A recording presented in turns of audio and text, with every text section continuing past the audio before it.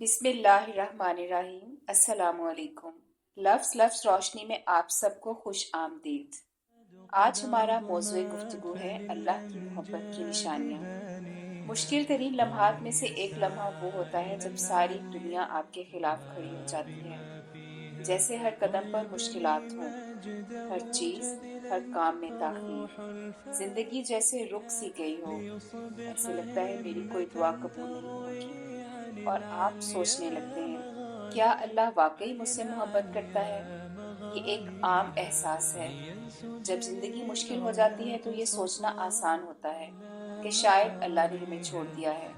लेकिन अगर मैं आपको बताऊं कि ये आजमाइशें अल्लाह की मोहब्बत की निशानी हो सकती हैं, आइए इसके पीछे की नफ्सियात को समझते हैं। जब हम मुश्किलात का सामना करते हैं तो हमारा जहन अक्सर मनफी नताइज पर पहुंचता है।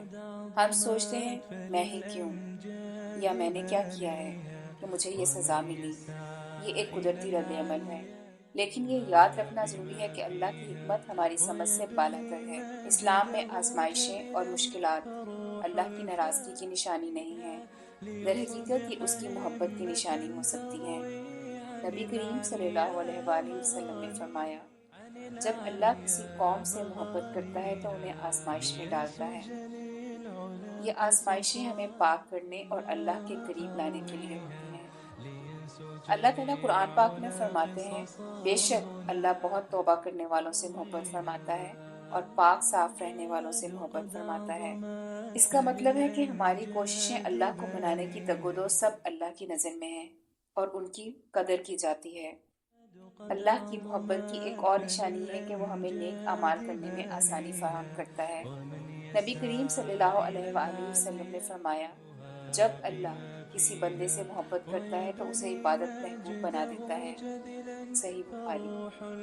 अगर आपको नमाज, सदका या दूसरों की मदद करने से खुशी महसूस होती है तो जान लें कि ये अल्लाह की मोहब्बत की निशानी है। तौबा भी अल्लाह की मोहब्बत की एक ताकतवर निशानी है।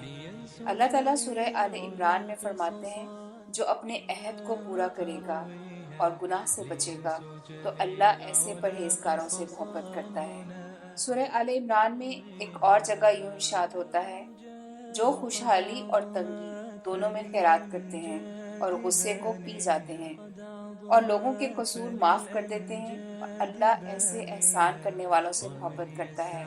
सूरह आले इमरान में एक और जगह यूं इरशाद हुआ, फिर जब आप पुख्ता इरादा कर लें तो अल्लाह पर भरोसा करें, बिलाशुबा अल्लाह ताला भरोसा करने वालों से मोहब्बत करता है। सूरह मायदा में अल्लाह ताला यूं इरशाद फरमाते हैं, यकीनन अल्लाह इंसाफ करने वालों से मोहब्बत करता है। और सूरह मायदा में आयत नंबर 93 में अल्लाह पाक ने यूं इरशाद फरमाया, तो अल्लाह एहसान करने वाले नेक किरदार लोगों से मोहब्बत करता है। सूरह हूद में अल्लाह पाक इरशाद फरमाते हैं, तुम अपने रब से इस्तगफार करो और उसकी तरफ तौबा करो, यकीन मानो कि मेरा रब बड़ी मेहरबानी करने वाला और बहुत मोहब्बत करने वाला है। ये कुरान पाक में अल्लाह पाक ने उन लोगों की निशानियां बताई हैं जिनसे वो मोहब्बत करते हैं।